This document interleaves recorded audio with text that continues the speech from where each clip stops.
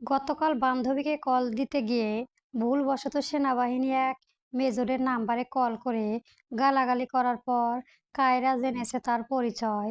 সে থেকে ভীষণ ভয়ে ভয়ে আছে চঞ্চল হরিণটি। যদিও পরিচয় পাওয়ার পর মুহূর্তে নাম্বারটার অবস্থায় দিয়েছে ব্লক লিস্টে, তবুও ভয়ের পরিমাণ 1 ইঞ্চিও হ্রাস হয়নি তার। খুলনা বিশ্ববিদ্যালয়ে বৃহৎ ক্যাম্পাস, চতুর্দিকে সবুজের সমাহার বেষ্টিত এক শান্তির উদনে ঘাসের ওপর দুহাঁটু ভাঁজ করে বসে আছে ছয় সদ্য এক অন্তর্বন্ধু মহল। সমগ্র বিশ্ববিদ্যালয় জুড়ে দ্য ব্লুড ক্রুট নামে বিখ্যাত বলবদলের প্রত্যেকে খুলনা বিশ্ববিদ্যালয় উদ্ভিদ বিজ্ঞান বিভাগের 2য় বর্ষের শিক্ষার্থী।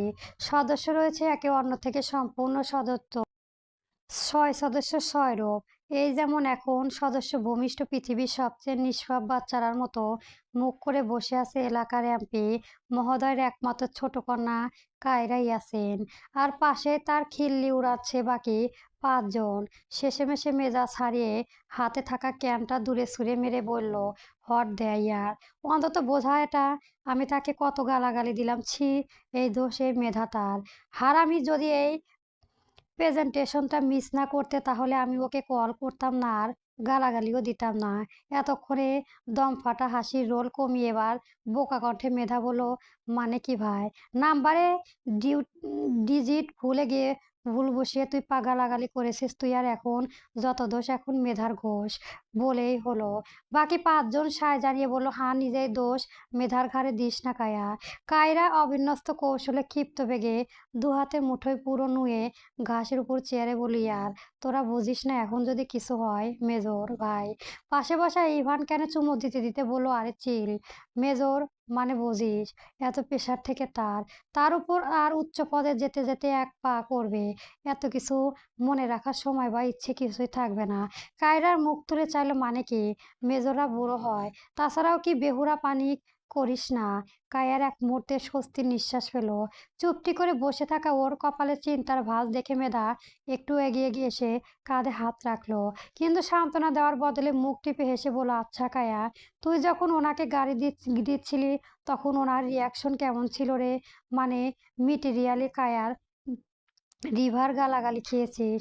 কায়া মেধা হাত ঝাড়ে মেরে সরিয়ে দিয়ে চোখ রাঙালো, মেধা তুই জাস্ট চুপ কর, তোর ওই পচা ডেবার মতো আমি পার্সোনাল আর এমনিতেও সারাদিন লেটস রাইট আর ডিউটি নিয়ে বা বিজি থাকি। তোর মতো একটা পুচকে মেয়ে ফালতু গাল মনে রাখার মতো ফালতু সময় ওনার নেই, চিলমার। তুজা এতক্ষণ চুপচাপ নখ খুঁজছিল, এবার সে কায়ার দিকে তাকিয়ে ফোরক কাটলো তা ঠিক, তবে ভাবতো একবার মেজর সাহেব যদি ট্র্যাকিং টিম বসিয়ে দেয় খুলনা ইউনিভার্সিটি ব্যাটারিং ডিপার্টমেন্টের 2nd ইয়ারের কায়া ইয়াসমিনকে যদি একদম জিপ গাড়ি নিয়ে এসে ক্যাম্পাস থেকে তুলে নিয়ে যায়, জাস্ট ইয়ামেজিং। তুয়া, তুই কি একটুও পজিটিভ কথা বলতে পারিস না? কায়রা এবার সত্যি কেঁদে ফেলার মতো মুখ করলো। এমনিতেও কাল রাত থেকে আমার হার্টবিট নর্মাল হচ্ছে না, আর হাওয়া ইভান উল্টোপাল্টা থিওরি বাড়াচ্ছে। ইভান কানের শেষে চুমোটা দিয়ে শব্দ করে সেটা মাটিতে রাখলো, তারপর কায়রার দিকে তাকিয়ে বাঁকা হেসে বলল, হ্যালো ম্যাডাম, আমি অলওয়েজ কমন সেন্স খাটাই। তুই কি ভাবিস ব্যাটার পাশ হয়ে পার হয়ে এসে কেন ইয়ার ড্যাশিন মেজরটাকে ডায়েরি মেনটেন করে খুঁজতে আসবে? ওনারা বুড়ো হলেও ম্যাচিউর তো বটে। তোর মতো পিচ্চির ওপর রাগ দেখানোর চেয়ে ওনাদের অনেক বড় বড় কাজ আছে। সব বেহুদার প্যানিক করিস না। তোর মত গারাধের বিশ্বাস নেই। ইভান এবার খেপে উঠল, মানে বল তুই, রিপিট কর আবার। বাল বলছি, সর্বজান্ত সামনে তুমি, না জেনে জ্ঞানহীন সজাগ সর সামনে থেইকা, নইলে এই এই কি করবি তুই? কি করব বলেই হতো চলান দিয়ে দিয়ে ইভানের চুল মারে। যন্ত্রণার মুখ বিকৃত করে কুড়িয়ে উঠল ইভান, চুন্নি রে ছাল চুল, হুস হুস ছাড় বলছি। ডিরেক্ট স্কোয়ালের উপর চলে আসতে তোর নিহার মেধা ততক্ষণ হাসতে হাসতে একে অপরের গায়ের উপর গড়িয়ে পড়েছে। মার কায়া ও আরো জোরে মার, মেজরের রাগটা ইভানের উপরই ছাড়। উপাস থেকে রাসুল এবার চেঁচিয়ে উঠল, আই থামবি তোরা? কায়রা ইভানের চুল শেষে একটা ঝাঁকুনি দিয়ে ছেড়ে দিয়ে হাঁপাতে হাঁপাতে বলল, ধুর বাল। ইভান নিজের চুলগুলো হাত দিয়ে ঠিক করতে করতে কায়রাকে ভ্রম করে দেওয়ার মতো লোক দিল। বন্ধুমহল হুয়া করে হাসতে হাসতে সময় গড়িয়ে অনেকটাই, তাই আড্ডা আর জমল না। নিজ নিজ গন্তব্যে রওনা হলো সবগুলোই অপর চিহ্নের সমাপ্তি লগ্ন। ফালাকুনে জুড়ে গোধূলির কামনায় রশ্মি বিচ্ছুর। বিকেলের আলোয় তখন শেষ হয়ে আসছে। বেলা ফুরানোর সঙ্গে সঙ্গে ধোয়া আসছে হেমন্তের মিঠে বাতাস। প্রকৃতি এত আয়োজনের মাঝে যশোর খুলনা হাইওয়ে ধীরে ধরে তীব্র গতিতে ছুটে চলেছে আরেকটি কালো রঙের হ্যারিয়েল গাড়ি। স্নিগ্ধ গোধূলি আলোয় এসে পড়েছে স্টিয়ারিং এর হুইলে রাখা শক্তপোক্ত হাত দুটোর ওপর। চাতকের ওড়না ক্যান টান টান চল আর আঙুলির বসার ভঙ্গি বলে দেয় নিয়ন্ত্রণকারী ঠিক।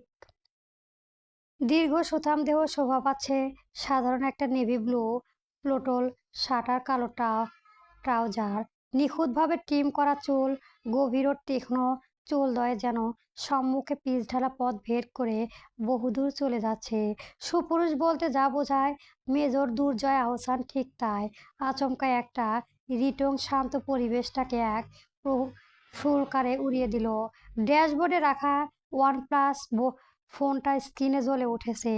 ব্লু ক্যানসিপটিতে ভেসে উঠল ওপাশে থাকা মানুষটার নাম সাইমন, দুর্জয়ের শৈশবের বন্ধু। দুজনে স্টিয়ারিং এর বাটনে চাপ দিয়ে কলটা রিসিভ করলো। ওপাশ থেকে এক চিলেতে হাসির আওয়াজ ভেসে এলো, কি খবর মেজর সাহেব? শুনলাম খুলনা ব্যাক করছিস, কত দূর? নাকি চলে এলি? দুর্জয়ের গম্ভীর কণ্ঠে বলল, হ্যাঁ, আর আধ ঘন্টা লাগবে। যশোর পার হয়ে গেছি, but the thing is I am not in a good mood Sayan. কেন, কি হয়েছে? Anything serious? না, প্রফেশনাল কিছু না, পার্সোনাল অ্যান্ড পার্সোনাল অ্যানয়েডস। কি হয়েছে? গতকাল রাতে এক অদ্ভুত কল এসেছিল আমার এই পার্সোনাল নাম্বারে। Track me some unknown girl come on me and just step in abusing. I mean টানা 2 মিনিট ধরে নং স্টপ খিটছি কল মেয়েটা। মেয়ের মনার শেষ নাই, কোনো সেলস নেই। ওপাশে সায়াম কিছুক্ষণ স্তব্ধ হয়ে তারপর সশব্দে হেসে উঠল। What, seriously? তোকে গালি দিল? তুই ওঠার পর কি করলি? ধমক দিসনি? তোর ধমকে তো পাড়া পাখি খাঁচায় ছাড়া হয়ে যাওয়ার কথা। ধমক দেওয়ার সুযোগ পেল তো। আই ওয়াজ লাইক, হ্যালো, কে বলেছে? ওপাশ থেকে গালিগালাজ বন্ধ করে জাস্ট কোনো একটা মেয়ের নাম বলো, তারপর আমি জাস্ট নিজের পরিচয়টুকু দিয়েছি। ধূপ ধূপ করে কলটা কেটে দিল। তারপর আমি যখন ট্র্যাক করলাম দেখলাম নাম্বারটা ডিরেক্ট ব্লক লিস্টে ফেলে দিয়েছে। D C that audacity. Simon এবার খানিকটা রসিকতা সুরে বলল, আরে ভাই রিল্যাক্স, হয়তো কোনো বাচ্চা মেয়ে ভুল নাম্বারে কল করে তার বয়ফ্রেন্ডের ওপর রাগ ঝেড়েছে। ওসব পাত্তা দিস না। No Simon, it's not about পাত্তা দেওয়া। আমি মিলিটারির অফিসার হতে পারি, কিন্তু তার আগে আমি একজন সিটিজেন। ওনার ক্যান্টোকন জাস্ট কল আর stranger and spread this kind of filth. I want to know মেয়েটা আসলে কে? ওর সাহস কতটুকু যে আমি কাজ করার পরও আমাকে ব্লক লিস্ট করে রেখে ঘুরে বেড়াচ্ছে। ওপাশে সাইমন এবার সোজা হয়ে বসলো। সে জানে দুর্জয় সহজে কোনো বিষয় নিয়ে মাথা ঘামায় না, কিন্তু একবার ধরলে সেটা শেষ না করে ছাড়ে না। সে বলল, ওকে ওকে, কুল ডাউন। নাম্বারটা আমাকে টেক্সট কর দে। I will run a track it on this. ওই নাম্বারে নাম, লোকেশন, এনআইডি সব ইনফরমেশন আধা ঘন্টার মধ্যে তোর ফোনে চলে যাবে। ও ওকে, আই নিড দিস কুইক। খাট করে লকটা কেটে দিল। অতঃপর কাঙ্ক্ষিত নাম্বারটা টেক্সট করে পাঠালো সাইমনের নাম্বারে। হেমন্তে আসার বর্ষণ নামে যে তিক্ত অভিজ্ঞতার সম্মুখীন হতে হয়, সেই বিরক্তকর পরিস্থিতির ভেতর দিয়ে যাচ্ছে কায়রার মেধা। ছুটির পর ওরা মূলত পার্শ্ববর্তী একটা ক্যাফেতে গিয়েছিল। ফেরার পথে ঝুম বৃষ্টি ইতিমধ্যে ঘন্টা খানিক ধরে মুষলধারে ধরেছে আকাশ বর্ষণ। আকাশের মেঘগুলো যেন আজ সমস্ত জল ঢেলে দেওয়ার পণ করেছে। ভারী বৃষ্টি থেকে বাঁচতে রাস্তার ধারে একটা জীর্ণ ছাউনির নিচে আশ্রয় নিয়েছিল ওরা। অপেক্ষায় প্রহর ভেঙে এখন বৃষ্টি কিছুটা কমে আসা চারদিকে অনুসন্ধান দৃষ্টি মেলালো ওরা। রাস্তায় গাড়ি চলেছে প্রচুর, কিন্তু সবগুলোই বুকট। ভেতরে মানুষ গিজ গিজ করছে। কায়রা হতাশ হয়ে মেধার হাত ধরে দাঁড়িয়েছিল। হুট করে ওদের দৃষ্টিগোচ হলো পাশে একটা আইসক্রিমের ভ্যান যাচ্ছে, আর তার ঠিক পাশেই দাঁড়িয়ে আছে একটা বাচ্চা মেয়ে। বাতাস হয়তো বড়সড় 4 কি 5 বছর। গোলমোলা তুলতুলে গাল দুটো দিয়ে তাকাতেই মন ভালো হয়ে যায়।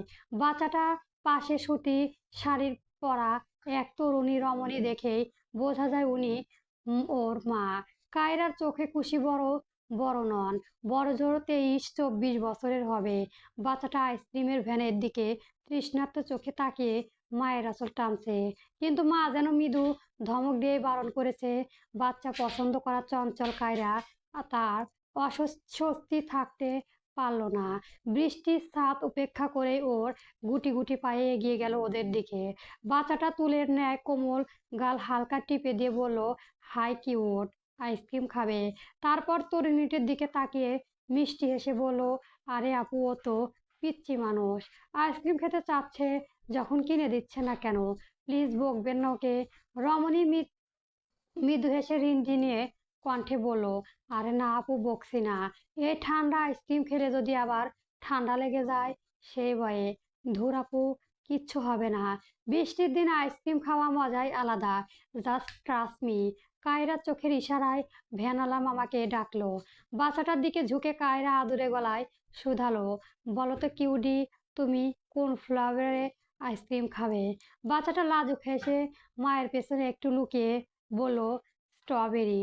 কায়রা উচ্ছ্বাসিত কণ্ঠে বলল, দ্যাটস মাই গার্ল, স্ট্রবেরি আমারও মোস্ট ফেভারিট ফ্লেভার।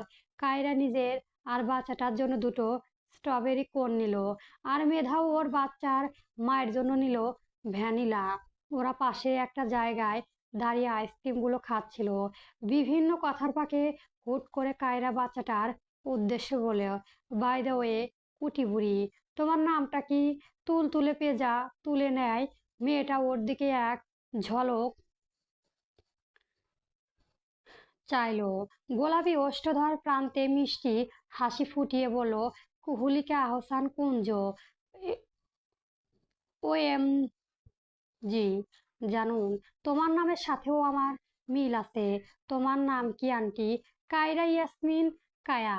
কুহু মায়ের শাড়ির আঁচল টেনে বলল, মামা দেখো, আন্টিটা আর আমার নাম একরকম। কুহুর মা মেয়ের কপালে আলতো চুমো এঁকে বলল, শুনেছি মা, কায়রা এবার রমণীটির প্রাণে চেয়ে বলল, আপনার নামই তো জানা হলো না আপু। আমি ইথিকা জান্নাত আপু। পুনরায় আপু বলায় কিছুটা অপ্রস্তুত হয়ে উঠল কায়রা। ও ঘোর বিরোধিতা করে বলল, আরে আপু, আমি আপনার জুনিয়র। আপু বলছেন কেন? You can call me Kaira or Kaya, but please don't call আপু, আই ফিল আনইজি। কায়রার কথায় মৃদু হাসলো ইথিকা।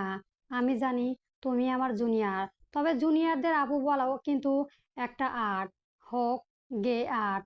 বাট আপনি প্লিজ কায়রা অথবা কায়া বলুন আপু, বললে কেমন লাগে? ওকে জুনিয়র কায়রা, এবার ঠিক আছে।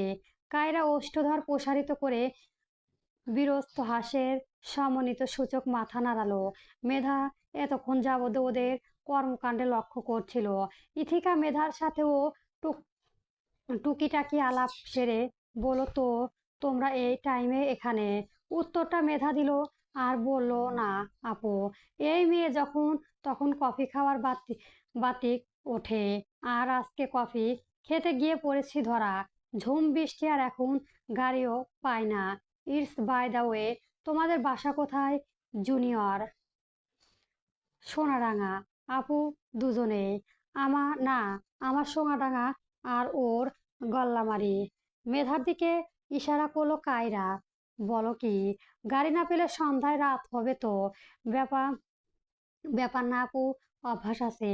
বাই দ্য ওয়ে, আপনার বাসটা এই তো নিরালা। এখানেই কুহু জন্য টুকোটিকি জিনিসপত্র কিনতে এসেছিলাম, বাট ফেরার পথে আমার প্রবলেম হয়েছে। সমস্যা নাই, ওরা বাবা চলে আসবে। ইতিমধ্যে খুলনায় ঢুকে পড়েছে মেজর দুর্জয় আহসান। কিছুক্ষণের মধ্যে কাঙ্ক্ষিত গন্তব্যে পৌঁছে যাবে। ব্যস্ত রাজপথ বর্ষণ সিক্ত তবুও নিজ গতিতে ধমমান দুর্জনের গাড়ি। আক্রমিত তীক্ষ্ণ দৃষ্টির সম্মুখে নিবদ্ধন হলো। রুদ্র হলো গাড়ির গতি। তৎক্ষণাৎ ব্রেক কষে জানালার কাচ নামিয়ে পুনরায় দৃষ্টি ঝুলালো নিশ্চিন্ত হতে। হঠাৎ চঞ্চল দৃষ্টি কিছুটা সামনে চেনা মুখটা ভেসে উঠতেই কুহু কচি মুখটা আহ্লাদে উচ্ছ্বাস হয়ে উঠল। সে এক ঝটকায় মায়ের শাড়ির আঁচল টেনে ধরে উত্তেজিত গলা চিৎকার করে উঠল, মাম্মা দেখো। বলার পর মুহূর্তে মায়ের হাতের বাঁধন ফসকে কুহু এক ছুটে বৃষ্টির মধ্যে ওদিকে ফুটপাত ধারে গাড়ির অভিমুখে দৌড় দিল। হুটহাট মেয়ের এমন কাণ্ডই ইথিকা অপ্রস্তুত হয়ে মেয়ের পেছনে পিছু পিছু দৌড়ালো। আরে কুহু, যেও না, বৃষ্টিতে ভিজো না। ছুটে গিয়ে গাড়ির দরজা খোলার আগে দুর্জয় গাড়ি থেকে নেমে ক্ষিপ্ত পায়ে এগিয়ে এসে কুহুর কোলে তুলে নিল। কুহু ওর গলা জড়িয়ে ধরে খিলখিল করে হেসে উঠল। কুহু ভেজা চুলের হাত বুলিয়ে দুর্জয় মৃদু বোকানি দেওয়ার ভঙ্গিতে কিছু একটা বলল। ইথিকা ওর দুর্জয়কে দেখে প্রসারিত হাসলো। কিঞ্চিত দূরত্ব আর আলো আধারে দরুন পুরুষ অবয়ন অস্পষ্ট দেখানো কায়ারেদের কাছে। ওরা আর চাইল না সেই দিকে। এরই মাঝে ইথিকা গাড়ির পেছনের সিটে বসলো আর দুর্জয় কুহুকে কোলে নিয়ে ড্রাইভিং সিটে বসলো। গাড়িটা স্টার্ট নেওয়ার মুহূর্তে কুহু পেছনে জানালার কাচ নামিয়ে কায়রা আর মেধার দিকে হাত নাড়িয়ে আদুরে গলায় বলল, টাটা কায়রা আন্টি, আবার দেখা হবে। গাড়ির ভেতর মৃদু আলোয় থাকা দারুণ কায়রা কুহুর দিকে চেয়ে বলো, টাটা জানু। দুর্জয় কুহুর দিকে অনুসরণ করে এক ঝলক তাকাতে চাইল, তবে ব্যক্তিত্বের পরিস্থহীন হওয়া চাইল না। খুলনায় সুপরিচিত নিরালা আবাসিক অঞ্চলে কেন্দ্রস্থলে শহরের তীব্র যান্ত্রিক কোলাহল থেকে তিনজন যোজন দূরে অবস্থিত এক বিচ্ছিন্ন শান্ত অন্নভূমি। চওড়া পিচঢালা রাস্তায় দুধারে পরিকল্পিত সবুজের সমূহর অভিজাত্যে নীরব অফলান বুকে নিয়ে দাঁড়িয়ে থাকা সুউচ্চ অট্টালিকাটি নাম ছায়াবীথি। ঘন তরু ছায়া সন্নিবেশীন ভবনটি নামে সার্থকতা প্রমাণ। বহুতলা ভবনের দোতলার পাশাপাশি দুটি বিলাস ফ্ল্যাটে মহিলাদের অবস্থা। ডান পাশে অপেক্ষাকৃত বৃহত্তর সুসজ্জিত ফ্ল্যাটটি খুলনা ব্রজলাল কলেজের অবসরপ্রাপ্ত প্রিন্সিপাল ইকবাল আহসানের সাহেবের, আর বাম পাশেটির ওনার ছোট ভাই ইমতিয়াজ আহসান সাহেবের। বহুদিন পর আজ জমজমাট ইকবাল আহসানের ফ্ল্যাটে বিলাস ড্রয়িং রুম। একমাত্র ছেলে অপ্রত্যবন উপলক্ষে দুই পরিবারের মানুষই একত্রিত হয়েছে সেথায়। সদস্য সংখ্যা যেখানে খুব বেশি তেমনটা নয়, গুটিয়ে সদস্যই উপস্থিত ছোট মিলনতায়। দুর্জয় আহসানের ইকবাল সাহেবের একমাত্র ছেলে, অন্যদিকে ইমতাজ সাহেবের দুই ছেলে মেয়ে উজান আর উষা। তবে মজার ব্যাপার হলো, দুর্জয়ের চেয়ে বছর চারেকে এক ছোট্ট হওয়া সত্ত্বেও সংসার পেছাতে আরো বছর ছয়েক আগে। এরই ঘরে একমাত্র উজ্জ্বল নক্ষত্র কুহুলিকা আহসান কুহু। ড্রয়িং রুমের সোফায় আড়াল আর বসে আছে তিনি পরিবারের জ্যেষ্ঠ সদস্যরা। এরকম কোনার সিঙ্গেল সোফাতেই জাঁকিয়ে বসে ছোট্ট কুহু। বড় দাদু দেওয়া চিপসের প্যাকেট থেকে একটা একটা করে চিপস মুখে উঠছে, আর তার গোল গোল ফর্সা গালে লেগে থাকা চকলেটের দাগ স্পষ্ট জানান দিচ্ছে একটু আগেই বড়সড় আর মিষ্টির আক্রমে শেষ হয়েছে। হুট করে শব্দ, দরজায় কলিং বেল শব্দ তুলে ইথিকা শাশুড়ি আর চাচি শাশুড়ির সঙ্গে কিচেনে ব্যস্ত ছিল। সকালে হাতে থাকা কাজ থাকায় বেল বাজছে তার। বলো, আমি দেখছি। চটজলদি পরক্ষণই এগিয়ে গিয়ে দরজা খোলা মাত্র বাইরে ছাতা হাতে দাঁড়িয়ে থাকা উজানকে দেখে ইথিকা বেশ অবাক হয়ে বলে, আরে তুমি এত তাড়াতাড়ি চলে এলে, বললে না আর একটু দেরি হবে? দেখলাম কাজ শেষ, তাই তোমারও দেখি চলে এসেছো। ও হ্যাঁ, ওই আর কি, রাস্তায় ভাইয়ের সাথে দেখা হয়ে গেল। উজান ভেতরে পা রাখতেই ভেতরের সোফা থেকে কুহু এক লাফে নেমে দৌড়ে এলো। বাবা পা জড়িয়ে ধরে উচ্ছ্বাসিত গলায় বলল, পাপ্পা পাপ্পা জানো, চাচা এসেছে। উজান ঈর্ষা হাসে ভেজা ছাতাটা একপাশে রেখে সে নিচু হয়ে আলতো স্পর্শে মেয়েটাকে এক ঝটকায় কোলে তুলে নিল। কুহুর নরম চকলেটের মাখা গালে পরপর কয়েকটা চুমু খেয়ে বলো, সত্যি নাকি কুহু? মাথা দুলিয়ে বলল, হাঁ তো। দুজা তখন সোফা ছেড়ে উঠে দাঁড়িয়েছে সুঠাম ঋজু দেহ দেহ দেহাবৃত্ত কালার গ্রে কালার শার্টে হাতা দুটো কোণে অব্দ গোটানো। ছোট্ট ভাইয়ের দেখা পেতে গম্ভীর্য মোড়াকিত মুখশ্রী এক চিলেতে অতি ক্ষীণ হাসি দেখা মিলল। উজার মেয়েটাকে কোলে নিয়েই এগিয়ে গেল দুর্জয়ের দিকে, ডান হাত বাড়িয়ে দিয়ে বলল, ওয়েলকাম ব্যাক ভাইয়া। রাস্তায় যা জ্যাম আর বৃষ্টি ঝাঁকি পোহাতে হয়েছে তো বহু। দুর্জয় উজানের বাড়ানো হাতটা শক্ত করে চেপে ধরে আলতো করে জড়িয়ে ধরল। মৃদু হেসে বলল, থ্যাংক ইউ। হ্যাঁ, হাইওয়েতে একটু বৃষ্টি ছিল, তবে ল্যাকিলি বেশি সময় লাগেনি। তুই কেমন আছিস? আমি তো ফার্স্ট ক্লাস। চাচাই ভাতিজি টিম তো অলরেডি জাস্ট জমে গেছে দেখছি। উজান কুহুর নাকে একটা টোকা দিয়ে হাসলো। পাশ থেকে উষা চায়ের কাপ হাতে কিচেন থেকে বের হতে লাগতেই ফোড়ন কাটলো। আর বলো না ছোট ভাইয়া, বড় ভাইয়া আসার পথে থেকে কুহু আর মাটিতে পা পড়ছে না। ভাব বেড়েছে তো তোমার মেয়ের। ইকবাল আহসান সাহেব চশমাটা নাকের ডগায় নামিয়ে হেসে উঠল। তা যা বলেছিস। দুর্জয়কে দেখলে কুহু আমাকেও চেনে না। ইথিকা মুচকি হেসে বলল, তোমরা ভাইয়ের সাথে গল্প করো, আমি সবার জন্য গরম গরম কফি পকোয়ারা নিয়ে আসছি। সবাই হয়ে ইমতিয়াজ আহসান জবাব দিয়ে বলল, আচ্ছা যাও। অনুমতি ব্যতিক্রম সেখান থেকে প্রস্থান করলো ইথিকা। তবে বাবাদের পাশে বসেই গল্পে মাসগুল হলো উষা। দাদু কি ড্রয়িং রুমে রে? কায়রার ভয়াত্মক প্রশ্নে উত্তরে নিচু রইল অপরপক্ষ। বিরক্তি আর ভয়ে মিশনে এবার কিঞ্চিত ঝাঁঝালো শোনালো কায়রার কণ্ঠ। এবার শুনতে পারছিস না? বল, সাবধানে কথা বল বেয়াদব। বড় আমি তোর সম্মান করলে তো তোর মুখে কথা আসে না। বলবি কি? বলবো? বললাম না দাদু ড্রয়িং রুমে কিনা।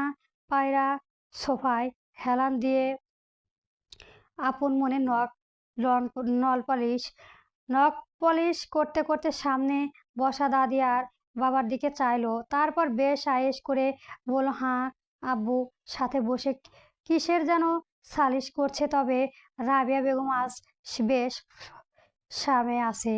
সালিশের কথা শুনে কায়রা কবজিটা শুকিয়ে কাট। ওদের দাদি রাবেয়া বেগম তেজশ্রী মহিলার সামনে ওদের বাবা অবধি টু শব্দ করার সাহস পায় না। সেই খাঁটি সিংহার সামনে দিয়ে এ সন্ধ্যারাতে বাড়ি ফিরবে। তবে আজ কায়রা ইয়াসিনের জীবনে ইতি এখানে। মনে মনে কাল্পনিক কায়ানের কাপড় চশমা দিয়ে দেখতে দেখতে কায়রা এবার ফোনের পাশ থেকে বোনের পা জড়ানো ভঙ্গিতে মিনমিন করে বলল, আপু, লক্ষ্মী আপু, আমার একটু ম্যানেজ কর না প্লিজ। তুই না আমার জানের জান পরাণের পাখি। কায়রা নখ শুকনো বাতাসে নড়াতে নড়াতে বাঁকা হাসলো। ওমা! গালিগালাজ বন্ধ হতে এক লাফে আপু হয়ে গেল। একটু আগেই যে বালসাল কি যেন বলেছিলি, সেটা কি হবে? কায়রার বাচ্চার মতো মুখ করে কাঁদো কাঁদো গলায় বলল, ভুল হয়ে গেছে ওস্তাদ, একেবারে কান ধরছি। এই যাত্রায় বাঁচিয়ে দে দাদু। ওই হাই ভোল্টেজ চাহনি আমি সহ্য করতে পারবো না, জাস্ট মাইরে যাব। বোনের এই নিষ্পাপ অতীতে বারবারের ন্যায় গলে গেল পায়রা। ওষ্ঠধর বাঁকিয়ে বলল, হো গলে গেলে ভাবিস না, ভেতরে তোকে আসতে দেবে। বার শত একটাই, আগামী 1 মাস আমি যা বলবো তাই করবি। ডান। সুযোগে সদ্ব্যবহার, জানোয়ার একটা। মনে মনে বরাবরের সহসন্ধির গলি ছুলেও মুখে বলো, 100 বার ডান। তুই যা বলবি তাই হবে। গুনে গুনে 2 বছরের বড় একমাত্র বোন আমার। না শুনলে হবে? সব শুনেই তো শুধু দাদুর সামনে একটু ঢাল হয়ে দাঁড়া। পায়রা নখের দিকে তাকিয়ে সন্তুষ্টের হাসি হেসে বলল, হয়েছে, আর পাম দিতে হবে না। আয়, আমি ম্যানেজ করছি। তবে সাবধান, মুখটা একদম নিরীহ ছাগলের মতো মতো করে রাখবি। গুটি গুটি পায়ে একজোড়া তীক্ষ্ণ দৃষ্টি আড়ালে লুকিয়ে বইসে যাওয়ার পরিকল্পনা আটকেছে পায়রা। ড্রয়িং রুমে পেরিয়ে সদর দরজার কাছে যাওয়ার ঠিক আগ মুহূর্তে রোকেয়া রাবেয়া বেগম ডেকে উঠলেন, কোনে যাচ্ছিস? পায়রা শুকনো ঢোক গিলে দাদু আসলে বেচারি পিছনে ঘুরতেই দেখলো রাবেয়া বেগম তাকে নয়, বরং বসার এক পরিচিতকে ডেকে হুকুম জারি করছে। তা এবং ভাগ্য অসহায় থাকায় দারুণ ওদের বাবা আনোয়ার ইসলামী আর রাবেয়া বেগম দুজনেই ড্রয়িং রুম থেকে উঠে নিজ নিজ কক্ষে উদ্দেশ্য এগিয়ে যাচ্ছেন। আল্লাহর দরবারে লক্ষ লক্ষ শুক্রিয়া জানিয়ে পায়রা দ্রুত পায়ে এগিয়ে গিয়ে দাঁড়ালো, খুলে দিল। কায়রা ততক্ষণে ভিজে জুতুপুতু অবস্থা। পায়রা কোনো মতে নিজের ওড়নার আড়ালে লুকিয়ে ভেতরে নিয়ে এলো ওকে। ছায়াবিহীন দোতলা শান্ত ফ্ল্যাটটিতে নিস্তস নেমেছে। দেওয়াল ঘড়ি কাঁটায় 10টা পেরিয়ে 11টার ঘর ছুঁই ছুঁই। রুটিন মাফিক কাঠের শৃঙ্খলা অভ্রান্ত মেজর দুর্জয় আহসান এতক্ষণে রাতের আহার সমাপন করেই শ্বাস গ্রহণে প্রস্তুত নিচ্ছিল। হঠাৎ টেবিলের উপর রাখা ওনাপ্লান ফোনটি বেজে কম্পনের একটা তীক্ষ্ণ শব্দ করে এলো। নিঃশব্দ নিবদ্ধনতা কমিতই এহেন শব্দে দুর্জয় ভ্রু জোড়া কুঁচকে সামান্য হাত বাড়িয়ে ফোনটি তুলে দেখলো স্ক্রিনে ভেসে উঠেছে সাইমনের নাম। বার্তাটি উন্মোচন করতে স্ক্রিন জুড়ে ভেসে উঠল একটি মেয়ে যাবতীয় জীবন বৃত্তান্ত। সাইমনের কথা রেখেছে কাঙ্ক্ষিত সময় একটু বিলম্বন হলেও নিখুঁত সামরিক বিক্ষিপ্ততা ও অবজ্ঞা অপরাধী নারী নক্ষত্র তুলে এনেছে। ছক্কাটা এতক্ষণে শাড়িতের জল জল করছে নাম কায়রা ইয়াসমিন। দুর্জয় স্ক্রিনের উপর আলতো করে আঙুল ছুঁয়ে নিল নামক, সঙ্গে একটা ছবিও জুড়ে দিয়েছে সাইমন। ফরমাল কোনো কাগজের জন্য তোলা সাদামাটা ছবি, তবে চঞ্চল চোখের চাহনি আর অবাধ্য কেশরাজ যেন চিত্রের মাঝেও কথা বলে উঠেছে। শুধুমাত্র শৃঙ্খলা ভঙ্গনের তদন্ত রক্ষার দুর্জয় মেয়েটির মুখে অবয়নের দিকে মুখ একটা গভীর দৃষ্টি নিল। তবে পৃষ্ঠে একটু নিজের দিকে আসতে কিছু বিস্ময় নিয়ে কৌতূহলী মিশ্রণে তার চোখ দুটো হঠাৎ আটকে গেল। মেয়েটি খুলনা বিশ্ববিদ্যালয়ে উদ্ভিদ বিজ্ঞান বিভাগে 2য় বর্ষের শিক্ষার্থী। শুধু তাই নয়, তার স্থানীয় নিবাস এই বর্তমান হোম ডাউট এর খুলনা শহর জুড়েই। দৃষ্টিজোড়া সুতীক্ষ্ণ সে আরও একটু মনোযোগ দিয়ে দেখল খুলনা ঠিক কোথায় মেয়েটির বাস। স্পষ্ট অক্ষরে লেখা সোনাডাঙ্গা। সোনাডাঙ্গা শব্দটা মনে মনে এবার উচ্চারণ করলো দুর্জয়। তবে বিষয়টা ঘাটালো না আর। কুঁচকে আসা ভ্রু যুগল ততক্ষণে সূক্ষ্ম শীতল হয়েছে। ফোনটা লক করে বিছানার পাশে টেবিলের উপর রেখে দিল কোনো এক অবহেলিত তুচ্ছ বস্তু নেয়। ঘরের আলোয় নিভিয়ে হিমেল হাওয়া জানালার পর্দা ঠেলে ভেতরে ঢুকে তেই দুর্জয় চোখ বুজল। ঘটনাকে খাতিরে দেখায় এক সৈনিক প্রয়োজন বোধ থেকেই ব্যাপারটা বিশ্লেষণ করলো ও। তবে মেয়েটার পূর্বে কোনো রেকর্ড খারাপ না হওয়ায় আপাতত ব্যাপারটা মাথা থেকে ঝেড়ে ফেলে অতল নিদ্রায় রাজ্যে পাড়ি জমালো। এই ভাই, টিপ দে। ফকিন্নির বাচ্চারা নিজেরা কিন্না গিলতে পারিস না। তোগের কারণে 2 দিন বাদে রাস্তা থেকে নিয়ে বসতে হবে আমার। কায়রার আর নিহারের পথপটনের মাঝেই চাপড়ানো বাকি 4 মানিক। তুজা ফোরক কেটে বলো, তোর মতো মিসকিনের কত সাহস, তুই আমাদের ফকিন্নি কস? এই কি বললি তুই? নিহার ক্ষিপ্ত বেগে এগিয়ে এলো তুজার দিকে। বেচারি তৎক্ষণাৎ মেধার পিছনে লুকিয়ে বলো, যা বলছি ঠিক বলছি।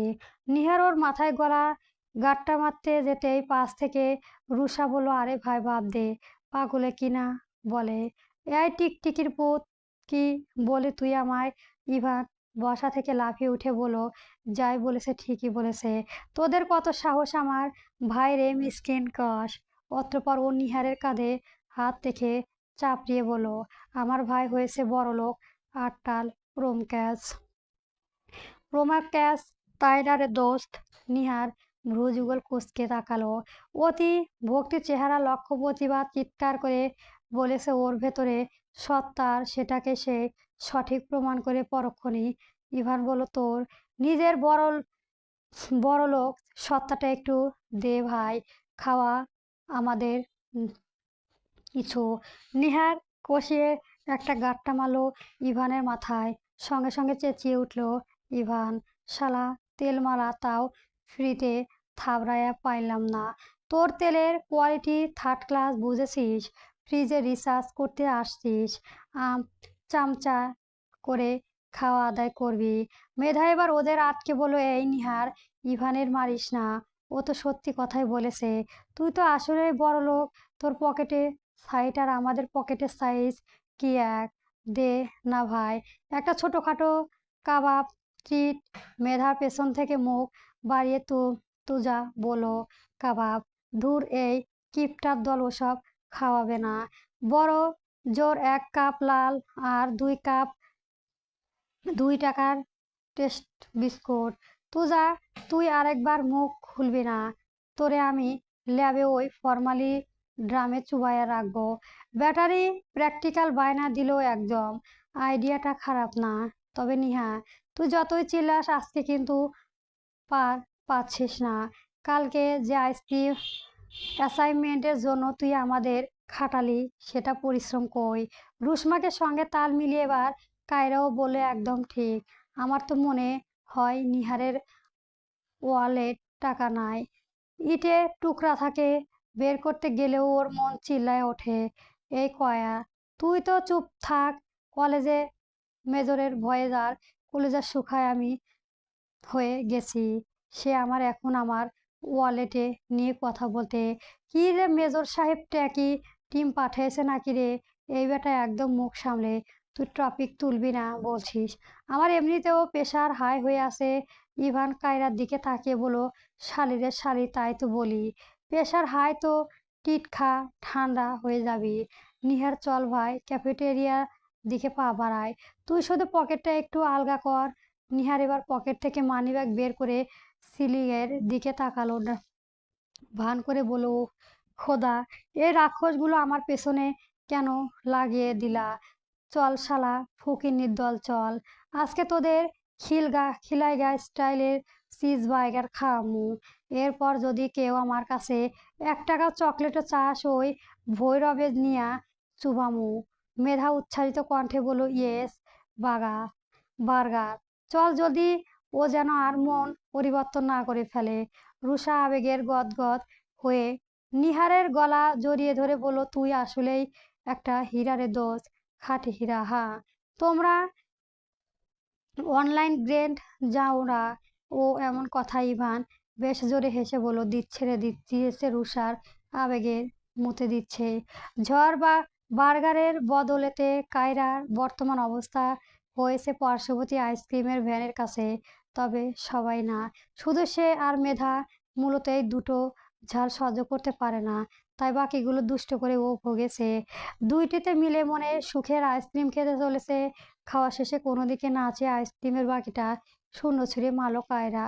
ফাঁকা বাটি আর লক্ষ্যপাত না করেই স্বভাব সুবল আসল ভঙ্গি হামি তুলেছে। তবে হালকা বাতাসে উঠতে থাকা আইসক্রিমের বাটিটা ঠিক লক্ষ্য হলো না।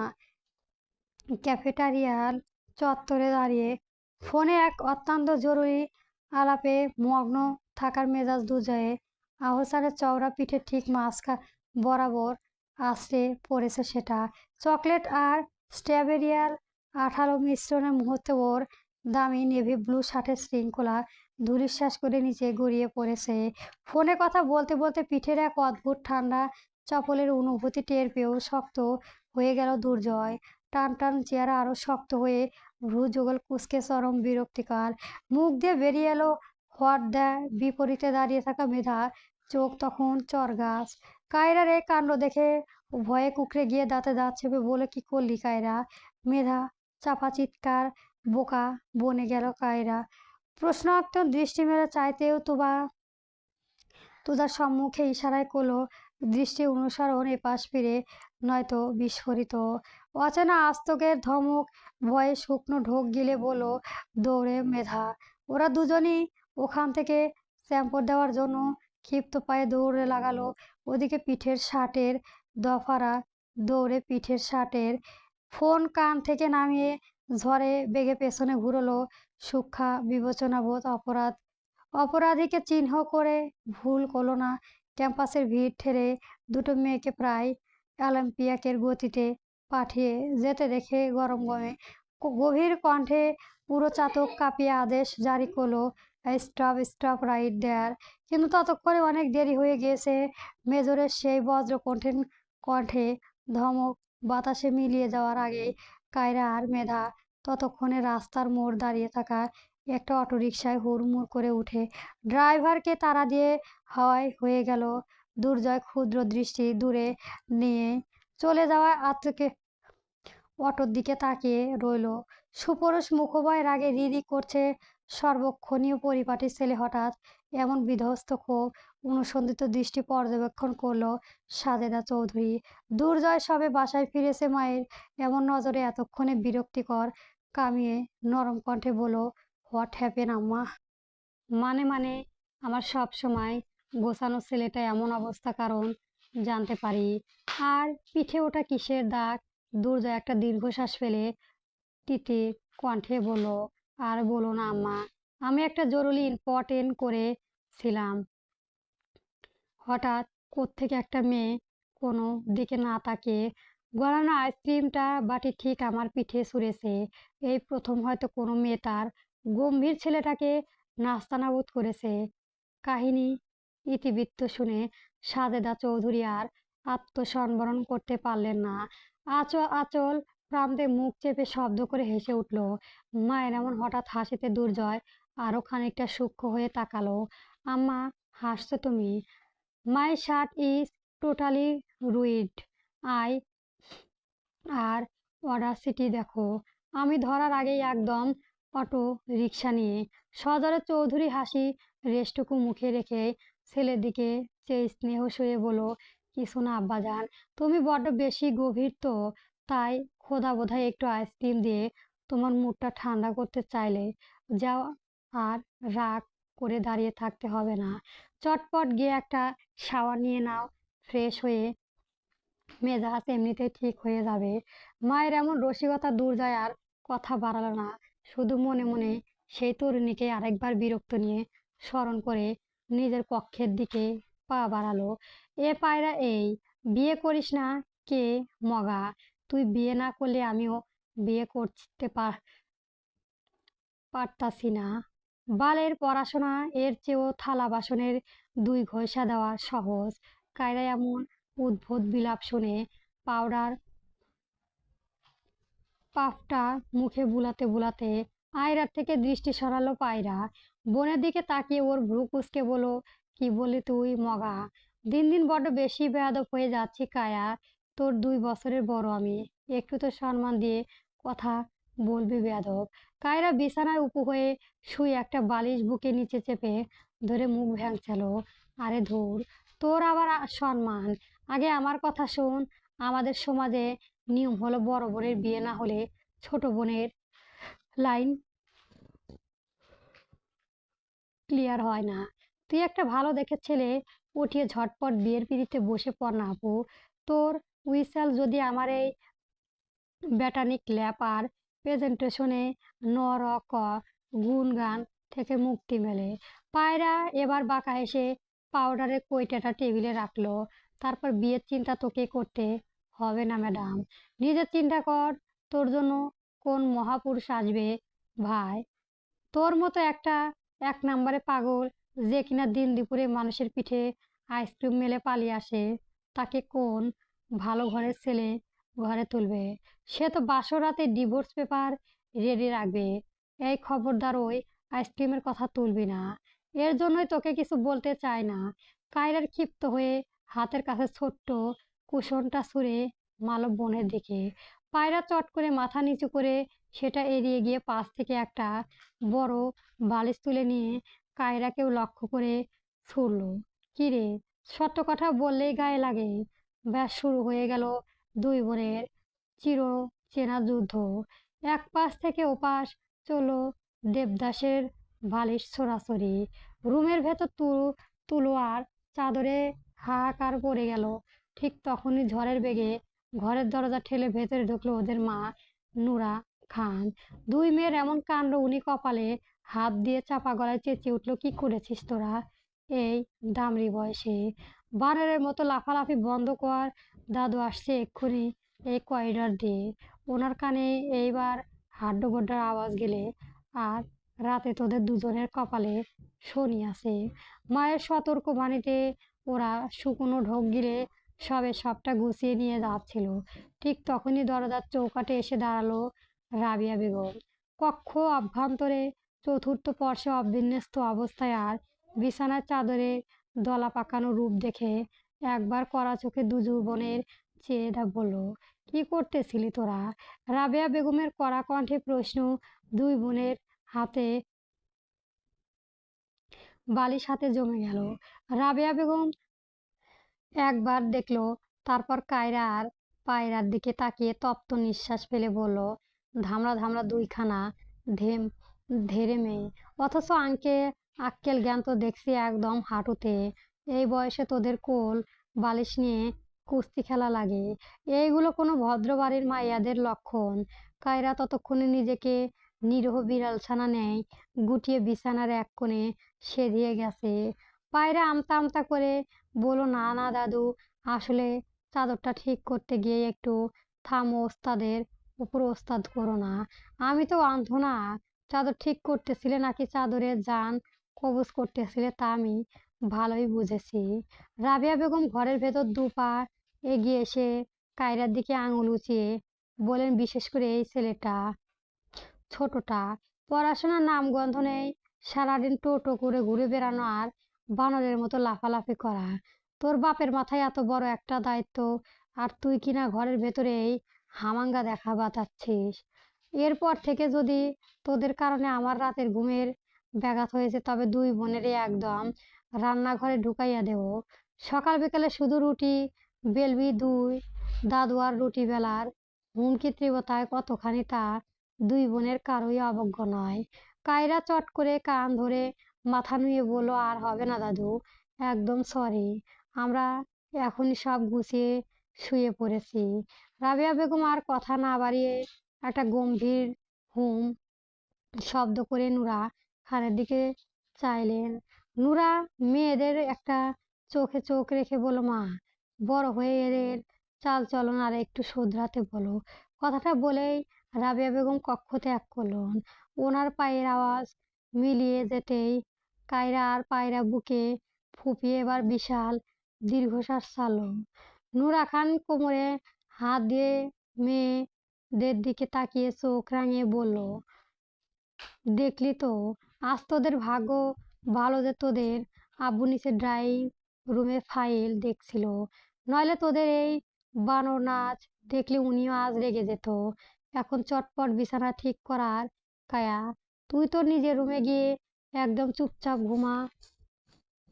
মায়ের ধমক খেয়ে কায়রার এক মুহূর্তেও দেরি করলো না। নিজের কুয়াশা বাহুতে চেপে পায়রার একটা ভেংচি কেটে বিড়বিড় করে জানোয়ার বলতে বলতে নিজের রুমে চলে চ্যাম্পটো দিল।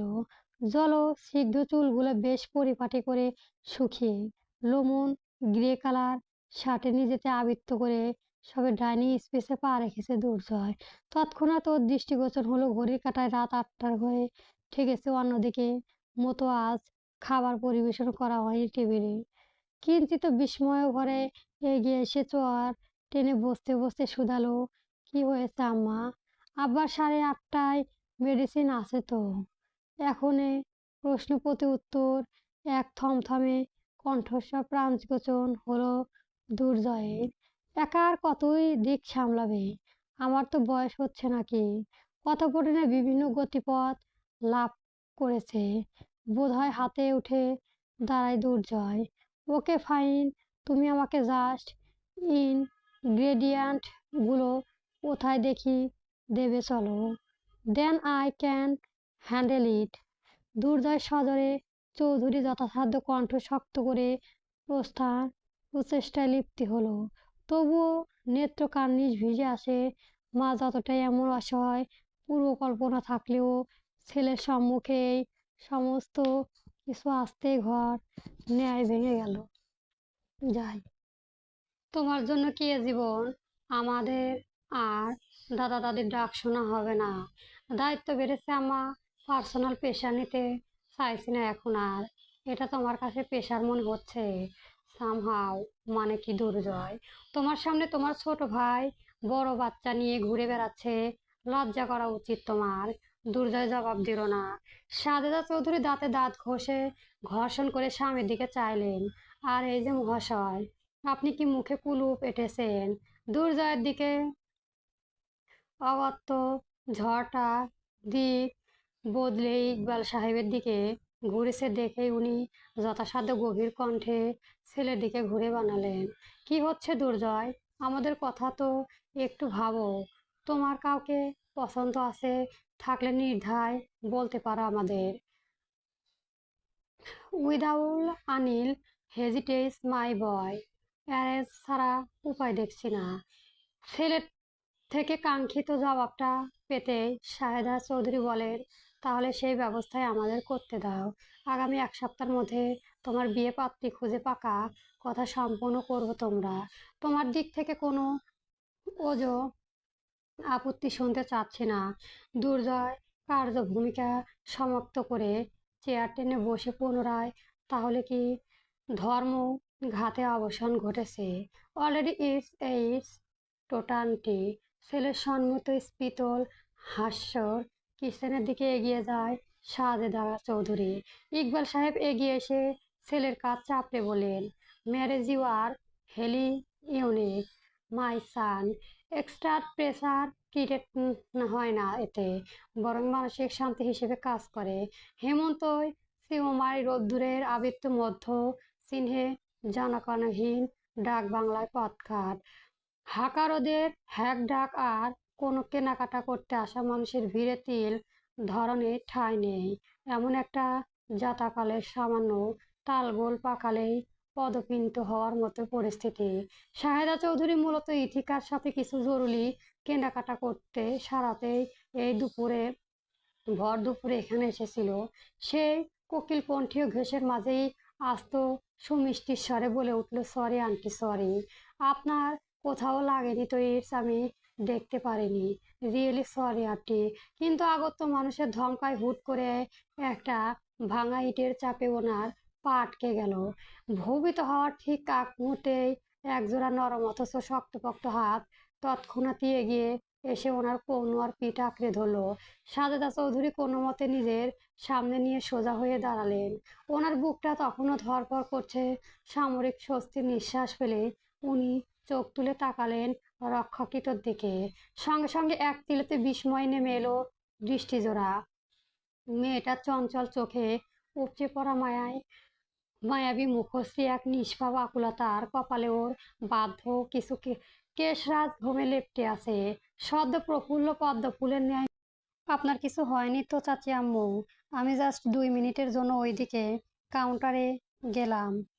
আর এর মধ্যে বলতে বলতে ইথিকা চোখ গেল পাশে দাঁড়িয়ে থাকা মেয়েটার দিকে। আর চোখ মিলেতে ইথিকার মুখে সমস্ত উদ্গর কাঁপুনে নেয় উড়ে গিয়ে চওড়া হাসি রেখা ফুটলো ওষ্ঠধর জুড়ে। ব্যাপক বিস্ময়িত কণ্ঠে বলল, আরে জুনিয়র, তুমি এখানে? কায়ারা ইথিকাকে দেখে সামনে চমকে ওষ্ঠধর প্রসারিত করে বিধ্বস্ত হেসে বলল, আরে ইথিকা আপু, আপনি? দুই তরুণী এই আকম্মিত কুশল বিনিময় দেখে সাজেদা চৌধুরী বেশ কৌতূহলী হয়ে উঠলেন। ওদের দিকে পর্যক্রমে চেয়ে শুধালেন, তোমরা একে অপরের চেনো নাকি? ইথিকা সাজেদা চৌধুরী হাতে আলতো করে চেপে ধরে বলল, চিনবো না মানে চাচি আম্মু? পরশুদিন আপনাকে বলেছিলাম না একটা মিষ্টি মেয়ের কথা? এই তো সেই মেয়েটা, কায়রা ইয়াসমিন কায়া।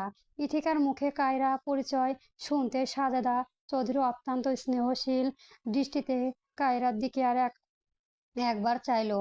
কিন্তু এই তীব্র ঝটঝটে এখানে দাঁড়িয়ে থাকা বলা সম্ভব। চারপাশে ধাক্কাধাক্কি থেকে বাঁচতে ইথিকা বৃদ্ধি দিল, চাচি আম্মু চলো আমরা ওই পাশের কর্নারটায় গিয়ে বসি, এখানে দাঁড়ানো যাচ্ছে না। সবাই সায় দিল। ওর ভিড় ঠেলে রাস্তার উপরে একটা শান্ত এসিযুক্ত জুস কর্নারে গিয়ে পা বাড়ালো। কায়রাও নিজের স্বভাব সুবল চাপালটা লুকিয়ে একদম লক্ষ্মী মেয়ের মতো ওনাদের পিছন এলো। জুস কর্নারে ঠান্ডা পরিবেশ দেহ জুটিয়ে যেতেই সাজেদা চৌধুরী কায়ার দিকে তাকিয়ে নরম গলায় বলেন, বসো মা, আজ তুমি না থাকলে বুড়ো বয়সে বড়সড় একটা অ্যাক্সিডেন্ট হয়ে যেত আমার। কায়রা একটু লাজুক হেসেই বলল, আরে না আন্টি, ওভাবে বলবে না, ওটা তো আমার দায়িত্ব ছিল। সাজেদা চৌধুরী আলতো হাস্য কায়রার মুখোমুখি হয়ে বসলেন, তুমি ভীষণ মিষ্ট। তা তোমার পুরো নাম কি যেন বললে মা? কায়রা ইয়াসমিন কায়া। তার বাবা মা কি করেন? জি আন্টি, আমার বাবা এমপি আনোয়ার ইয়াসিন, আর মা নুরা খান। Homemaker. ও, তুমি আনোয়ার সাহেবের মেয়ে? জি আন্টি। শাহাদা চৌধুরী বেশ অবাক হলেও পরক্ষণে বিধ্বস্ত মুখ হলেন। চটপটে মেয়েটি স্বভাবে চঞ্চল হলেও ভেতরে এক অদ্ভুত মায়াভরা ওর। নামকরা রাজনীতিবিদের মেয়ে হওয়া সত্ত্বেও ভদ্রতাবোধের প্রত্যাখ্যার পারিবারিক শিষ্টাচারের প্রমাণও ওর। সচরাচর শহুরে মেয়েদের মধ্যে এমন নম্রতা পাওয়া দুষ্কর আজকাল। বেশ কিছুক্ষণ ওদের মাঝে নানান বিষয়ে টুকটাক কথা হলো। কায়রার সহজ সরল আর প্রাণবন্ত কথাবার্তা সাজদা চৌধুরী এতটাই মাঝে গিয়েছিলেন যে সময় খেয়াল ছিল না। অবশেষে ওঠার সময় উনি কায়রার হাতে দুটো নিজের হাতের মুঠো নিয়ে ভীষণ আপন করে বললেন, তোমার সঙ্গে কথা বলে যে কি ভালো লাগলো মা, বোঝাতে পারবো না। একদম নিজের মেয়ের মতো ফিল হচ্ছিল। তুমি কিন্তু একদিন আমাদের বাড়িতে অবশ্যই আসবে। ইথিকার মাই তোমাকে নিয়ে যাবে কেমন? কায়রা আন্টি এমন আন্তরিকভাবে বেশ উৎফুল্ল হলেন। ওর মাথা নেড়ে মিষ্টি একটা হাসি উপহার দিয়ে বললেন, ইনশাল্লাহ আন্টি, আমি অবশ্যই আসবো। আপনিও কিন্তু আমার বাসায় যাবেন। ও হ্যাঁ, আপনাকে তো ঠিক ঠিকানায় বলা হয়নি। সোনারাঙ্গা আবাসিক এলাকায় 1 নাম্বার রোড সাইডে 3 তলা বাড়িটাই আমাদের। ইনশাল্লাহ মা, অবশ্যই যাব। আহসান কুঞ্জের দোতলায় মস্ত স্লোগান ধাপে ধাপে প্রতিটি ফ্ল্যাটে মিষ্টি পৌঁছে দিয়ে সাজেদা চৌধুরী হন্তদন্ত হয়ে ড্রয়িং রুমে ফিরবেন। পিছু পিছু ট্রে হাতে এলো ইথিকা। সাজেদা চৌধুরী থালা থেকে একটা রসের টাইটুম মিষ্টি তুলে নিয়ে সোজাসুজি এগিয়ে গিয়ে এলেন ইকবাল সাহেবের দিকে। আলতো করে স্বামীর মুখে মিষ্টিটা গুজে দিতে ইকবাল সাহেব ভ্রু কুঁচকে বিষম খাওয়ার উপক্রম হলেন। চশমাটা নাকের ওপর টেনে নিয়ে বললেন, ব্যাপার কি গিন্নি? ভর সন্ধ্যায় এমন জাঁকজমক মিষ্টি মুখে, রহস্যটা কি? সাজেদা চৌধুরীর শাড়ির আঁচলটা কাঁধে তুলে বেশ আত্মতৃপ্তি হাসিতে বললেন, আমাদের বাড়িতে বাড়ি বড় ছেলের জন্য পাত্রীর পছন্দ করে ফেলেছি। এক মুহূর্তে নিস্তব্ধতা নামলো কক্ষে। ইথিকার শাশুড়ি অর্থাৎ আতিকা বেগম এগিয়ে এসে কৌতূহলী গলায় বলেন, বলো কি বুবু, সত্যি? তা মেয়ে কেমন? আমাদের দুর্জয়ের পাশে মানাবে তো? সাজদা চৌধুরী থালা থেকে আরেকটা মিষ্টি যাকে খাইয়ে দিয়ে বলেন, আমার পছন্দ কখনো খারাপ হতে পারে না। যেমন চেহারা তেমন প্রফুল্ল পদ্মের মতো একটা মেয়ে দেখলেই মন জুড়ে যায়। পর্যক্রমে প্রত্যেকে প্রশ্ন ছুটতে লাগলো, মেয়ের বাড়ি কোথায়, কি পারে, পরিবার কেমন? তীব্র কৌতূহলে অবসান ঘটিয়ে ইথিকা মূল কথায় বলতে চাইলো আশ্চর্যান্বিত ড্রয়িং রুম উপস্থিত সকলে। মানে শুধুমাত্র চোখের দেখা পছন্দ হয়েছে আর মেয়েটার সাথে একটা কথা বললে এমন হুলস্থুল কাণ্ড! এত এত কৌতূহল বিস্ময়ের ভিড়ও শুধু একজনের! পুরো আড্ডার রস ভঙ্গন করে এক মনে উদাসী হয়ে সোফায় বসে আছে দুর্জয়, হাতে ট্যাবলেট পত্রিকা। মৌখিক অভিব্যক্তির মনে হচ্ছে পৃথিবীর সবচেয়ে বিরক্তকর খবরটি সে মাত্র পাঠ করেছে। ইকবাল সাহেবের হালকা হেসে ছেলের দিকে তাকে স্ত্রীকে বলেন, সবই তো বুঝলাম, কিন্তু প্রধান আসামির অভিব্যক্তি তো বলছে সে এখনো বিচারের সায় দেননি। সাজদা চৌধুরী দুর্জয়ের দিকে এক পলক তাকিয়ে চোখ বড় বড় করে বলেন, ওর অভিব্যক্তি নিয়ে আমার কোনো মাথা ব্যথা নেই। আমি যা ঠিক করেছি সেটাই চূড়ান্ত। আগামী সপ্তাহের মধ্যে আমরা ওর বাড়িতে কথা বলতে যাচ্ছি। দুর্জয় পত্রিকাটা একপাশে সরিয়ে রেখে নিচু স্বরে বলল, আমার তুমি কি পাত্রীর নাম, পরিচয় বা ওদের পরিবারের সম্মতি ছাড়াই এত দূর ভেবে নিলে? সারদা চৌধুরী একগাল হেসে বলল, অভিজ্ঞ চোখে দেখা আব্বাজান, সব ঠিক হয়ে যাবে। তুমি শুধু শেরওয়ানির রংটা পছন্দ করে রাখো। হেমন্তী রৌদ্রিক রাশি কোমলতায় হ্রাস পেয়েছে আজ। বেশ পড়ুক তার দপাট। একটা 1.5 ঘন্টা একটানা 1.5 ঘন্টা ক্লাস নামক বন্দিত্বের সমাপ্তিতে মাথার ভেতর বৈখিক আর বিশ্বব্যাপী উদ্দিন বন্টনের নানা সমীকরণ ঘুরপাক খাচ্ছিল। হঠাৎ পিছু ডেকে উঠল ইভান, দোস্ত সুন্দরবন ট্যুর গেলে কেমন হয়? আচমকাই এমন প্রস্তাবের কায়রা থমকে দাঁড়ালো। ততক্ষণে ওদের বন্ধুদের বাকি সদস্যরাও গোল হয়ে দাঁড়িয়েছে। সবার পক্ষ থেকে নিহার বলল, আইডিয়াটা খারাপ না। বাইজন গ্রাফিক ফিল্ড ওয়ার্কসের জন্য আমাদের তো এমনিতেও ম্যানগ্রোভ ইকো সিস্টেমের ভিজিট করা দরকার। Tour with study. বাড়ি 4 সদস্য বাক্যে লাফিয়ে উঠল, একদম পারফেক্ট, ডান। কিন্তু এত উচ্ছ্বাসের মাঝেও কায়রার মুখটা পানসুটে। আষাঢ়ে তৃষ্ণায় মেঘ জমেছে সেথায়। ওই একটা দীর্ঘশ্বাস পেল, তোরা এক সহজে লাফাচ্ছিস। আমার বাড়িতে কি ঝামেলা হবে জানিস? ফুপুকে তোরা চিনিস না, আমাকে কিছুতেই খুলনার বাইরে তোকে কে বলেছে? ফ্যান ট্যুর বাড়িতে গিয়ে বলবি যে এটা ডিপার্টমেন্টে অফিসিয়ালি ফিটটিভ। 10 নম্বরে প্র্যাকটিক্যাল অ্যাসাইনমেন্ট আছে। সুন্দরবনে ইকো সিস্টেম আর সাইক প্রোফাইল না দেখে নাকি বায়োজিওগ্রাফিতে ফেইল মারবি, ব্যাস আর আটকায় কে? তুজা যোগ করলো, হারে কায়া, ডিপার্টমেন্ট থেকে নেটিশনের মতো একটা বাইনার তোকে দিচ্ছি, তুই ফুপুকে দেখালেই কেল্লাফতে। মার্কসকে ভয় দেখালে দুনিয়ায় কোনো অভিভাবক না করতে পারবে না। যেমন তোরা তেমন তোদের গুড মার্কা বুদ্ধি। আমার বাপের কি বদল মানে হয়? ফুপি গিয়ে বলবে আনোয়ার একবার খোঁজ নেবে ভাই, আর আমার বাপ সোজা কল লাগাবে প্রিন্সিপালের কাছে। কায়রার এমন নীরব কথা মুহূর্তে পুরো দলে উত্তেজনায় বেল বেলুনটাই ফুস করে ফেটে ছিদ্র হয়ে উচ্ছ্বাসিত চেহারায় পালন দিচ্ছে হতাশ লেচনে তাকানো সবগুলো। ইভান ব্যতীত কণ্ঠে বলো, তোর বাপ আর ফুপু গোয়েন্দাগিরি কথা আমি ভুলেই গিয়েছিলাম কায়রা। সরকারি গোয়েন্দা সংস্থান ওনাদের কাছে ফেল। নিহাতে যুক্তি হলো, দুঃখে মানে সোজার কথা। সুন্দরবনে মিষ্টি পানি, হরিণ আর মনোগ্রাফ ফরেস্টের স্বপ্ন এখানে সমাপ্ত। শুধু সমাপ্ত না, একেবারে বিস্মিত বোধ। তোরা তো জানিস না আমার ফুপু না কেন আয়ন লেডি। ঘর থেকে বের হওয়ার সময় প্রতিটা সেকেন্ড হিসাব ওনাকে দিতে হয়। খুলনা থেকে একদম খুলনা ছেড়ে দূর দূরত্ব সুন্দরবন পর্যন্ত যাওয়ার পারমিশন অসম্ভব। ওনার সামনে এই প্রস্তাব রাখা মানে নিজের পায়ে নিজের কুড়াল মারা। আর ভুলক্রমে যদি বাবা প্রিন্সিপাল স্যারকে ফোন করে, তখন তো ট্যুর তো দূরের কথা, এই সেমিস্টারে আমার বাড়ি থেকে বের হওয়া বন্ধ হয়ে যাবে। যা, হতাশ কণ্ঠে বলো, কি যে করিস না কায়া। তোদের এই কঠোর শাসনের জন্য তোদের মতো নিরীহ বন্ধুদের জীবনটাও তছনছ হয়ে গেল। কত প্ল্যান করেছিলাম সুন্দরবনে খাটিতে ট্রলারে বসে গান শুনবো, ঘুরে বেড়াবো, সেলফি তুলবো, সব ফাঁক করে দিলি বাল। ইফাত হতাশ ভঙ্গিতে হাত দুটো সরিয়ে দিয়ে ঘোষণা করলো, তাহলে ভাই বোন সকল, সর্বসম্মতিক্রমে আমাদের বহুপ্রীতি সুন্দরবন অ্যাডভেঞ্চ শুভ সমাপ্তি লাভ করলাম। Tour cancel. সবাই মিলে একযোগ হুশ করে লাগলো। তবে কায়া ওদের মন খারাপ দেখে একটাও শয়তানের হাসি দিয়ে বলল, আহা, এত কান্নাকাটি করিস না তোরা।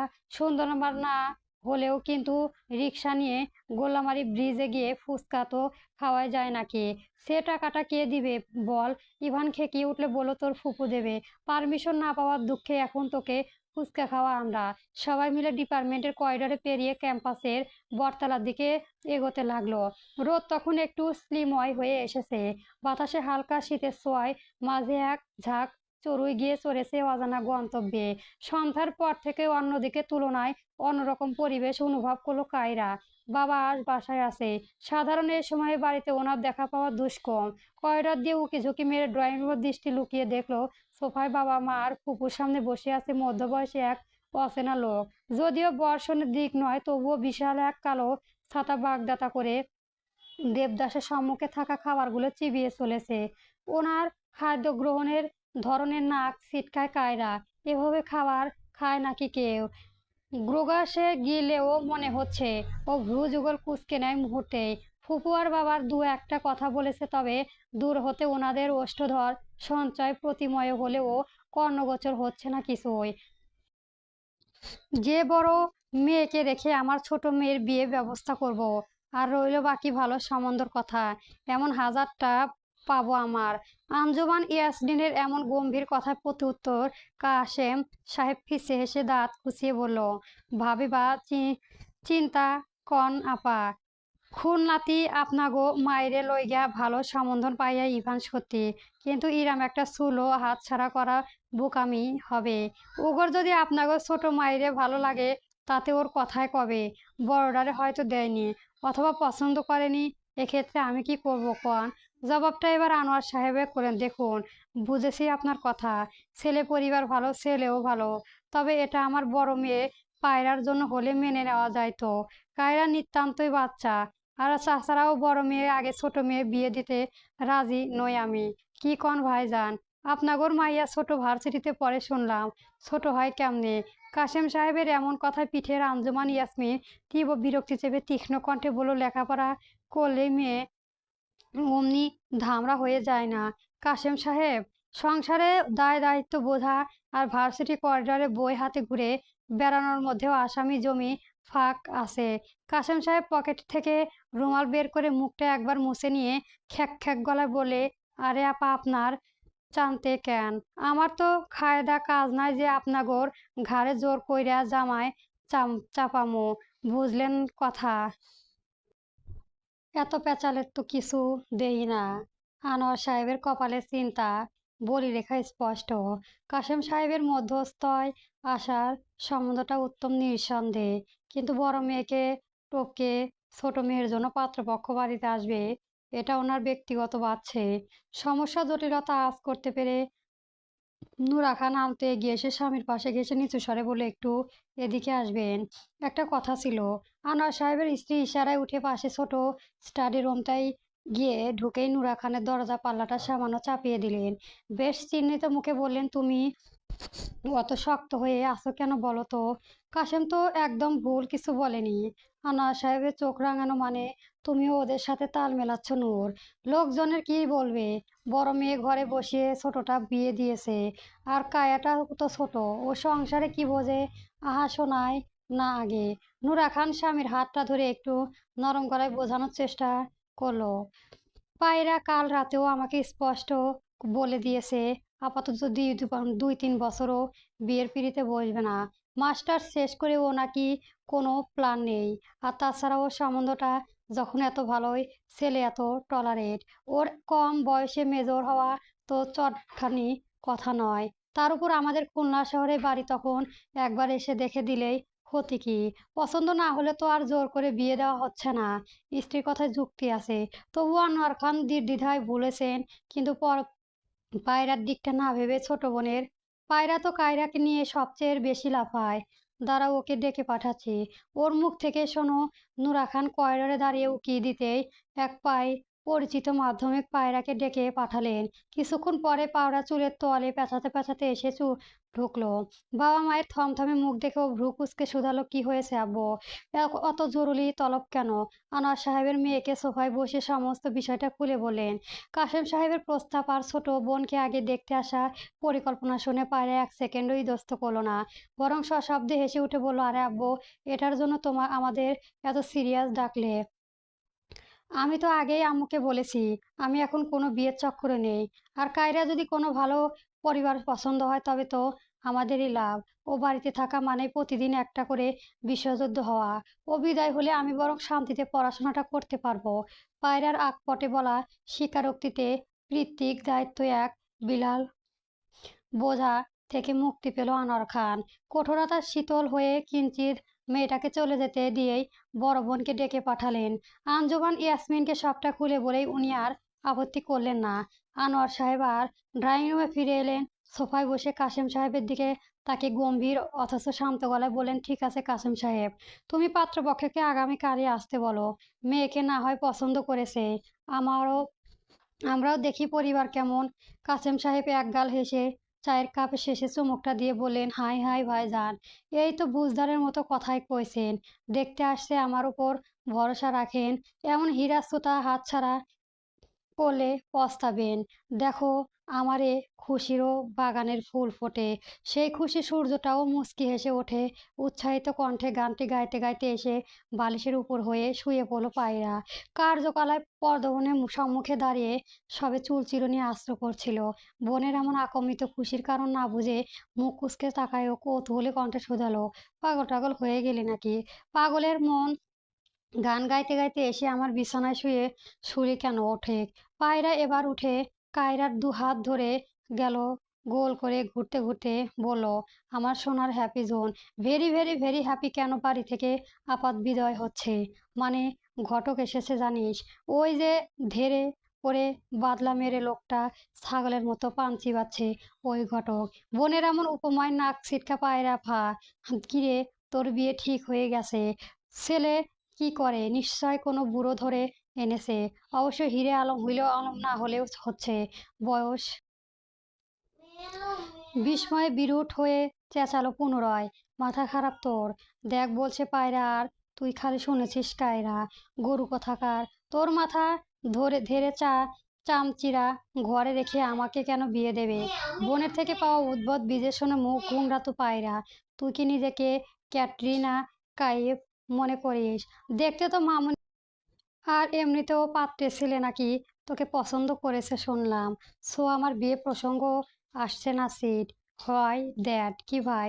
জানিস ছেলেকে? Army major. আমাকে বলেছিলি না একটু আগেই বয়স ম্যাটার না? আসলে ওর বয়সটা ম্যাটার না, বোন আমার। লোকটার বয়স কত হবে, ওই 35-40, বাট এটা ব্যাপার না, মানিয়ে নিস কেমন। এমনিতেও বিয়েতে দ্বিমত আছে, তার উপর ছেলে সেনাবাহিনী, আবার মেজর। জিন্দেগিতে এই বিয়েতে সম্মতি দেবে না কায়রা। ও চেঁচিয়ে কিছু বলার আগেই বড় ফুপি ডাকে পড়লো। তবে ওকে না, পায়রাকে ডাকছে। পায়রাও নিচে নেমে নিচের উদ্দেশ্যে ছুটে গেল। ও যেতেই বিছানায় ধপ করে বসে পড়লো কায়রা। মস্তিষ্কে বিক্ষিপ্ত হয়ে থাকলেও বিচারবিভাগ এটা স্পষ্ট বোঝে এখন বাড়ির কাউকে কিছু বলে লাভ হবে না। বিশেষত আঞ্জুমান ইয়াসমিনের মতো আছে মানে সেটাই চূড়ান্ত। দিগন্তের দিক জ্ঞান শূন্য হয়ে পড়ল কায়রা। এমনিতেও সেনাবাহিনীর চক্ষুশূন্য তার, আবার সেই পেশায় উৎসবর্ণ কর্মকর্তা, অর্থাৎ বয়স নিশ্চিত 40-এর কোটায়। যেখানে কায়রা নিজের বয়সী এখনো 21 পেরোলো না, শেষেমেশে কিনা নিজের বয়সের দ্বিগুণ কাউকে বিয়ে করতে হবে, এমন চিন্তাধারায় সহসা ভিজে এলো চঞ্চল হরিণের ডগর নেত্রকান্নি। কোনো মতে নিজেকে ধরাস্থ করে কল লাগালো বন্ধুর মহল। 2-3 বার রিং হতে গ্রুপকে যুক্ত হলো পর্যবেক্ষণ প্রত্যেককে। কোনোরূপ ভনিতা ছাড়াই কায়রা বলল, আমার কালই সুন্দরবন যাচ্ছি 8টার ট্রেনে, খুলনা থেকে মোংলা, সেখান থেকে সোজা মোংলা ঘাটে গিয়ে ট্রলার ধরে কমজল দিয়ে যাব। গট গট আকম্বিত এমন কথায় মুখ কালো মুখ করে সবগুলোই চূড়ান্ত আশ্চর্যিত কণ্ঠে একযোগে বলল, আই মাথা ঠিক আছে তোর? এসব কি উল্টাপাল্টা বলছিস? কায়রো অধৈর্য হয়ে উঠল। আপাতত কিছু বলার টাইম নেই। কাল 7:30টার ভেতরে সবগুলো স্টেশনে দেখতে চাই আমি। ওখানে সবটা বলবো, প্যাকিং করে রাখবো রাতে, একটাও যেন অনুপস্থিত না দেখি। ব্যাস, কথা শেষ। কলটা কেটেই ফোনটা বিছানার এক কোণে ছুঁড়ে ফেলো কায়রা। বালিশের তুলতুলে নরম তুলোর মাঝে আশার হয়ে পড়ে রইল ফোনটা। ওর মাথা চেপে ধরেছে তীব্র যন্ত্রণায় দলবল। তার জীবনে এত বড় একটা সিদ্ধান্ত, অথচ তার নিজস্ব কোনো মতামত নেওয়ার প্রয়োজনটুকুও কেউ বোধ করলো না। তার ইচ্ছে অনিচ্ছে গুলো কি এতটাই নগ্ন? তাও যদি লোকটা সাধারণ পাওয়া স্বাভাবিক কেউ হতো, তাও না হয় মনকে এরকম বুঝে দেওয়া যেত। কোথাকার কোন মেয়র ফেওর বয়সের ভাব নিশ্চিত এক পা চলে গেছে এমন একজন মানুষের সঙ্গে তার বাকি জীবনে বাঁচতে চাইছে। সবাই অসম্ভব, এ বিয়ে কোনো অবস্থাতেই হতে পারে না। তুমি কি পাগল হয়েছো দুর্জয়? সাজদা চৌধুরীর ভিতরে চাপা ক্ষোভ চূড়ান্তের উগরে দিল। স্বভাবটা দেখলো দুর্জয় গোছগাছ সম্পূর্ণ করে, তবে জননী প্রাণে চাইলো এগিয়ে এসে আলতো পরমে মায়ের মলিন মুখশ্রী ছুটে কপালে চুমু আঁকালো। বড় নরম শোনালো তার গম্ভীর কণ্ঠস্বর। দেশের ব্যাপার আম্মা, তবে আমি চেষ্টা করবো যত জলদি সম্ভব ফিরে আসার। ততদিনে তুমি আমার জন্য করবে। সাজেদা চৌধুরী চাপা অভিমানে ছেলের হাতটা সরিয়ে দিয়ে চাইলেও পারল না। বিশাল বিঘ্নিন্ন হয়ে দাঁড়ালো মাতৃত্ব, তবুও কণ্ঠ যথাসাধ্য শক্ত করে বলল, আবার কোন দুর্জয়? পরশু ফিরছ তুমি? আমি তোর ধরেই নিয়েছিলাম অন্তত 7 দিন তোমাকে আদর করার সুযোগ পাবো। দুর্জার মায়ের মলিন মুখের প্রাণে চেয়ে মৃদু হাসে দীর্ঘ সুঠাম দেহটা একটু নুয়ে মায়ের দুটো হাত নিজের শক্ত হাতের মুঠোয় পুরে নিল। আই অ্যাম এ সোলজার আম্মা। অফিসিয়াল ইমার্জেন্সি কি কখনো ঘড়ি মেপে আসে? দেশের সিকিউরিটি প্রশ্ন যেখানে, সেখানে তো নিজের পার্সোনাল ইচ্ছে অনিচ্ছেটাকে প্রাধান্য দেওয়া চলবে না। তুমি তো শিখিয়েছো ইউনিফর্মের মর্যাদা সবার আগে। সাজদা চৌধুরীর চোখের কোণে জলে ছলছল। যামিনী নিস্তব্ধতায় গ্রাস করেছে চাদর চরাচর। ঘড়ির কাঁটায় একটা ঘর ছুঁই ছুঁই। নিঝুম নিস্তব্ধ শহরে এমন বুকে আকম্পিত কল আপ ডিউটির মাতৃত্ব এক নিমিষেই চুরমার করে দিয়েছে। পাত্রী দেখতে যাওয়ার কথা, সব আয়োজন শেষ, আর এরই মাঝে রাতে তুমি এসব বলছো? কাল ওদের কি জবাব দেবো আমি? দুর্জার শার্টের কলারটা একটু ঠিক করে নিয়ে শান্ত কণ্ঠে বলো, জবাব দেব যে পাত্র ইমার্জেন্সি ডিউটিতে গেছে। ওনারা নিশ্চয় ভালো করে জানে যে আমি ডিফেন্স আছি। তারপরেও যদি না মানে, তাহলে এই বিয়ে হওয়ার কোনো মানে দেখি না। সাজেদা চৌধুরী এবার ক্ষুব্ধ হয়ে হাত ছাড়িয়ে নিলেন। কি বলছিস তুই দুর্জয়? বারণ না দেখে কোন মেয়ের পক্ষ বিয়ে পাকা কথা সায় দেয়? তোর তো কোনো দায়িত্ববোধ দেখছি না। দুর্জয় এবার মায়ের কাঁধ দুটো আলতো চেপে ধরে চোখে চোখ রাখলো। ওনার এই অবুঝ অভিমান ও গম্ভীর মুখশ্রীতে এক চিরেতে প্রণয়ের ছাড় নামলো। আমার শোনো, আমার জীবনের সবচেয়ে বড় পরিচয়, আমি একজন সৈনিক। আমার রাতে ডিজি স্যার নিজে ফোন করে যে অ্যাসাইনমেন্টের ব্রিফিং দিল, তাতে দেশের নিরাপত্তা বিশাল ঝুঁকি জড়ো হয়ে আছে। এমন এক ক্রুশিয়াল মোমেন্ট, আমি ওনাকে বলবো আমি পাত্রী দেখতে যাচ্ছি। You know me, I can do that. দুর্জয়ের এত এত যুক্তির সম্মুখে নিচু হয়ে পড়লেন সাজেদা চৌধুরী। মাকে চুপচাপ দেখে দীর্ঘ নিঃশ্বাস ত্যাগ করলো দুর্জয়। পুনরায় বলল, আই রাইট বাকি বিয়ে কথা। আই ট্রাস্ট ইওর চয়েস আম্মা। তুমি যাকে চুজ করে মাই ওয়ার্ক ইজ ফাইনাল। তোমরা গিয়ে যাও, সিদ্ধান্ত নেবে, তাতে আমার শতভাগ সম্মতি আছে। আই প্রমিস ইউ, মিশন শেষ করে আমি সোজা গিয়ে মেয়েটাকে বিয়ে করে নেব। নো মোর ডিল হ্যাপি। ছেলের এমন অসংকোচ সম্মতি বিষাদগ্রস্তর মাঝেও এক চিরতে স্বস্তির হাসি দেখা মিলল সাজেদা চৌধুরীর ওষ্ঠধর প্রান্তে। পৌষের আগামী সংকেতের প্রতীক্ষার রূপ ধারণ করেছে প্রকৃতি।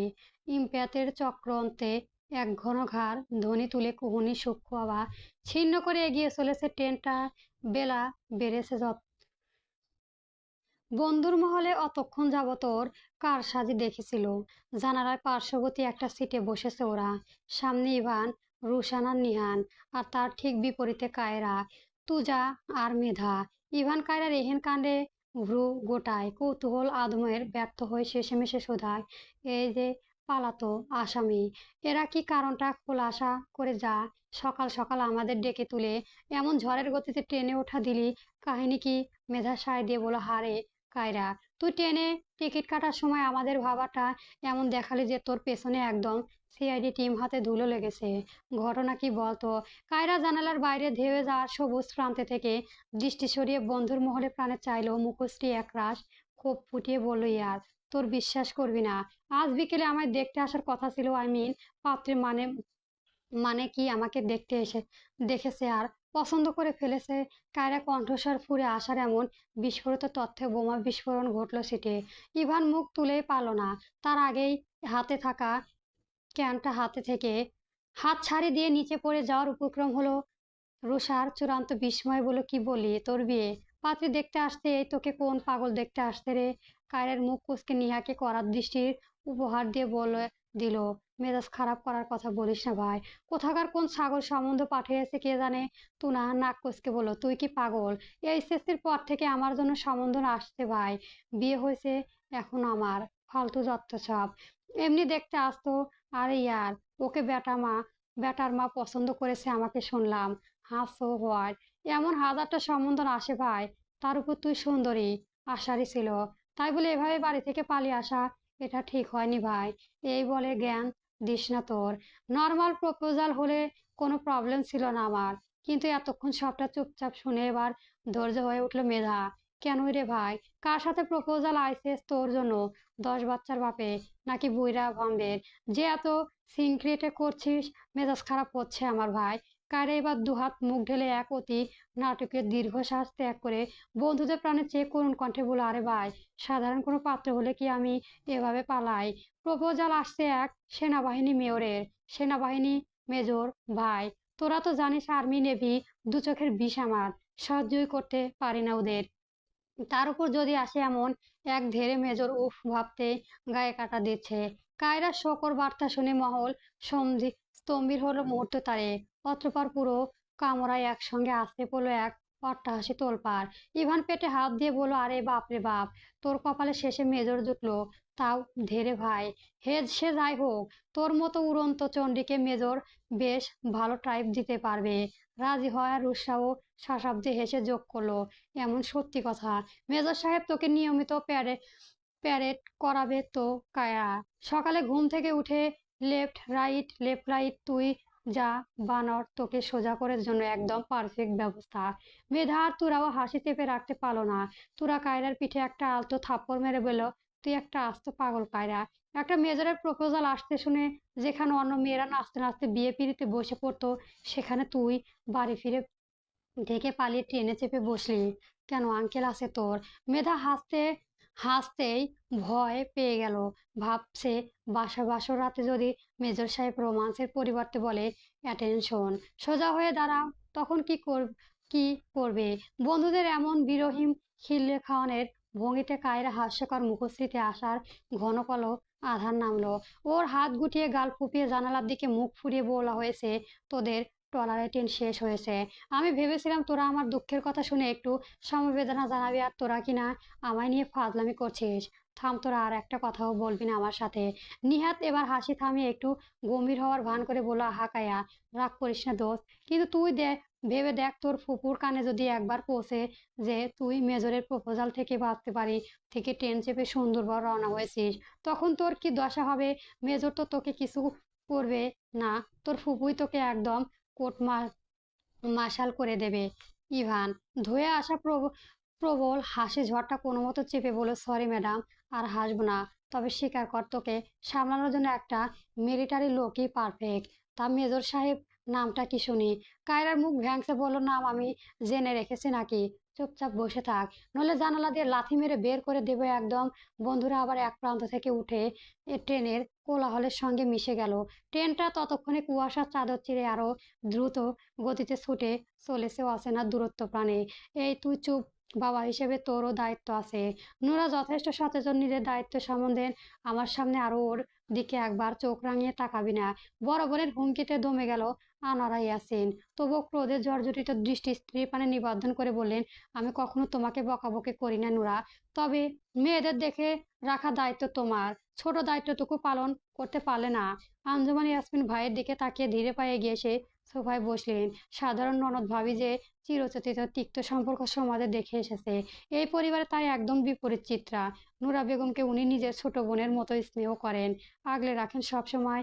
আঞ্জুমান ইয়াসমিন একটা দীর্ঘশ্বাস ফেলে ভাইয়ের দিকে চেয়ে নরম অথচ দৃঢ় কণ্ঠে বলল, আনারা, তুই তো জানিস নূরা সারাদিন সংসার আর তোদের সবাইকে সামলাতে ব্যক্তি ব্যস্ত থাকে। মেয়ে দুটো ছোট থেকে তো বড় হলো, ওদের চঞ্চলতা তুই চিনিস না। কায়রা যে এমন একটা কাণ্ড ঘটিয়ে বসবে তা কি নুরা ঘুণক্ষরেও টের পেয়েছিল?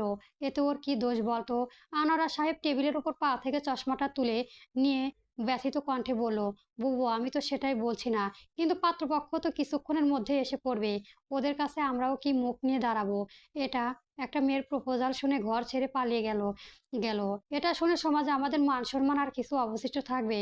আহা, সব ব্যাখ্যা একটার উপায় থাক আনোয়ারা। পাত্রপক্ষকে সোজাসুতিটা বলতে যাব কেন? বলতে পারো যে কায়রা ডিপার্টমেন্ট থেকে একটা জরুরি অফিসিয়াল স্টাডি ট্যুর ছিল, যার জন্য ওকে হঠাৎ সকালে যেতে হয়েছে। আর তাছাড়াও আর আজ ভোরেই তো পাত্রর মা ফোন দিয়ে বললো ওদের ছোট ছেলে নাকি ইমার্জেন্সি ডিউটিতে চলে গেছে। পাত্র তো নিজেও আসছে না, তাহলে আমাদের মেয়ে না থাকলেও ক্ষতিটা কোথায়? নূরা বেগম নিচু স্বরে বলেন, আপা ঠিকই বলেছে, কিন্তু কায়রা মেয়েটার ফোনটাও বন্ধ করে রেখেছে। কোথায় গেল, কার সাথে গেল? আমার বুকটা যেন ফেটে যাচ্ছে আপা। আঞ্জুমান ইয়াসমিন সামনে এগিয়ে এসে ভাঁজ করা ভাবির হাত দুটো চেপে ধরলেন, চিন্তা করো না নুরা, ওর ওই বানর বন্ধুদের সাথে গেছে আমি নিশ্চিত। সুন্দরবন টুনের কথা তুই ইদানিং ঘরে বসেই বলেছিল, কতদিন একটু হাওয়ায় উড়ো ঢাকা ফুলোরও ঠিক বাড়ি ফিরবে। ওকে আমি ভালো করে চিনি। তুমি এখন অহেতুক কেঁদো না, ফুলিও না, বরং মেহমানদের আপ্যায়নের ব্যবস্থা করো, আমাদের যেন কোনো ত্রুটি না থাকে। দেখতে দেখতে একটি দিন অতিক্রম মঙ্গল মোংলায় পরবর্তীতে একটা পরিচিত রিসর্টে উঠেছে কায়রারা। গোটা একটা দিন পুরো পৃথিবী থেকে যোগাযোগের বিচ্ছেদ ওরা। অবশ্যই সেটাই কায়রা আদৌ বউ বৌলতে। ও নিজেও ফোন রিসিভ করবে না, আর না তো কাউকে করতে দেবে। পরশু নদীর অধ্যায়ে জল কলঙ্কের মাঝেই ধীরে গতিতে এগিয়ে চলেছে ট্রলারটা। গন্তব্য সুন্দরবন দক্ষিণ পূর্ব প্রান্ত। এলাকার নাম কটকা। ঘোরাঘুরি করতে আসা নিজের ইচ্ছে হলেও পরিবারের সকলকে জবাবদিহিতার জন্য অল্প বিস্তৃত পড়াশোনা অবিশ্বাসক। সেই উদ্যোগে অনিচ্ছাকৃতভাবে ওদের এই পরিকল্পনা। অবশ্য অঞ্চলটা খারাপ না, যা সামান্য অ্যাডভেঞ্চার হলেও বলা যায়। থমথমে নিস্তব্ধ চেয়ে আছে সুন্দরবনের দক্ষিণ পূর্ব প্রান্তের কটাকার অভয়ারণ্যের ঘন গহীনের ম্যানগ্রোভের অভ্যন্তর। বিশেষ অঞ্চলে সুন্দরবনের ভেতরে জলপথ ব্যবস্থা করে একটি সশস্ত্র জলতৃষ্ণ আন্তর্জাতিক অস্ত্র চোরাকালারি চক্র বেশ কিছুদিন ধরে নিজেদের অবস্থা শক্ত করে গড়েছে। কটা দক্ষিণ বঙ্গোপসাগর কোলা ঘেঁষে ম্যানগ্রোভ খাটিয়ে একটি পরিত্যক্ত ওয়াচ টাওয়ার আর তার আশেপাশে ঘন সুন্দরী গড়নে ভেতরে ছদ্মবেশ অবস্থায় নিয়েছে তার পুরো সিন্ডিকেট। পরন্ত বিকেল বেলা প্রায় 4টের দিকে ম্যানগ্রোভ অন্তরালে অত্যন্ত গোপনে নোংরা করা বাংলাদেশ নৌবাহিনী একটি আসন ব্র্যান্ডের অভ্যস্ত চলে এসেছে 3 থেকে 6 বেঙ্গল রেজিস্ট্রেশনের যৌথ অপারেশনের শেষ মুহূর্তে কৌশলগত ব্রেক ইন। ক্যাপ্টেন রাফসান মানচিত্রের ওপর লাইট জ্বালিয়ে মেজর দুর্জয়কে নিখুঁত মানচিত্রের স্থানগুলো দেখাচ্ছিলেন। দুর্জয়ের পরনে অল ব্ল্যাক ট্যাকটিক্যাল ক্যামব্যাক গিয়ে চোখে নাইট ভিশন গল ক্যাপ্টেনের রাফসান নিচু গলায় সামরিক পরিভাষায় ব্রেক করতে লাগলো। স্যার, স্যাটেলাইট ট্র্যাকিং ও কোস্ট গ্যার্ডের সাম্প্রতিক গোয়েন্দা তথ্য অনুযায়ী টার্গেট সিন্ডিকেটের মূল ডেটা কটারখালী উত্তর পূর্ব অংশ। বিকেলে 4:30 জোয়ার পানি সর্বোচ্চ উচ্চতা পৌঁছাবে। ও সময় উপর থেকে অস্ত্রহীন একটা স্পিড বোট বনের ভেতরে ছোট্ট খালে ঢুকবে। আমাদের কাছে খবর আছে ওদের সাথে অন্তত 7 জন ভারী অস্ত্রে সজ্জিত কোয়ার্টার রয়েছে। দরিদ্রের শান্ত দৃষ্টি অন্তরালের ইনপ্যাথিক কঠিন স্পষ্ট প্রতিময়। ওর মানচিত্রের উপর হাত রেখে বলল, মিস্টার রাফসান, আমাদের মুভমেন্ট সম্পূর্ণ সাইলেন্সড হতে হবে। কটাকার অভাব টিমে আমরা লিডারশিপ ফ্রন্ট থেকে অ্যাটাক করব, আর টিম বি আপনি লিড করবেন উত্তর খাঁটির আউটলটে ব্লক করতে। রিমাইন্ডিং ইট, কোনোভাবে যেন একজন দেশও সাগরে পালিয়ে যেতে না পারে। ইটস আর wall position warlord. Durjoy ঘড়ির দিকে তাকালো। পৌষের সময় সূর্য তখন কটার ম্যানগ্রোভ বনের মাথার উপর হেলে পড়েছে। কাদা আর খালিক শ্বাসমূলের ভেতর নিজের সম্পূর্ণ আড়াল করে নিঃশব্দে পজিশন নিতে লাগলো কমান্ডো টিম। আমার গল্পটি কেমন হয়েছে অবশ্যই কমেন্ট বক্সে জানাবেন। আর গল্পটি অবশ্যই পড়ে সাবস্ক্রাইব করে রাখবেন। গল্প অভিস্মৃতি।